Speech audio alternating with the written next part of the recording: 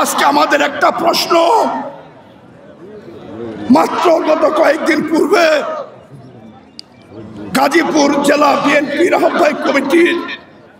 তাদের নেতৃত্বে কালিয়াকৈর উপজেলা এবং পৌর কমিটি গঠন হয়েছে এবং এই কমিটি গঠন করার জন্য আমরা জানি সাংগঠনিক নিয়ম, বিভাগীয় সাংগঠনিক টিম, যার প্রধান কাজী সাইদুল আলম বাবুল, যার সহযোগী নজরুল ইসলাম আজাদ, যার সহযোগী বেনজুর আহমেদ টিটু, তাদের দায়িত্ব কালিয়াকৈর নয়, শুধু প্রত্যেকটি ইউনিটের সকল পর্যায়ের নেতৃবৃন্দের সঙ্গে আলোচনা করে পরামর্শ করে তাদের ঐক্য ধরে রাখার জন্য একটা আলোচনা সাপেক্ষে একটা কমিটি উপহার দিবে। আমরা জানি আগামী দিনে কালিয়াকৈর থেকে আমরা যারা 17 বছরে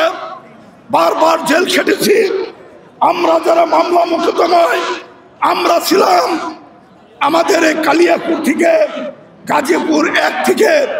সকল নেতাই কিন্তু এমপি হতে পারবে না, এই বাস্তবতা। আমাদের পরিষ্কার সিদ্ধান্ত, বারবার যেটা বিভিন্ন মিটিংয়ে আমি বলেছি, দল যাকে সিদ্ধান্ত দিবে, দল যাকে নমিনেশন দিবে,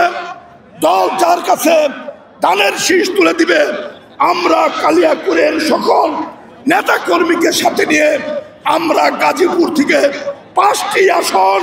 আমরা তারেক রহমানকে উপহার দিতে চাই।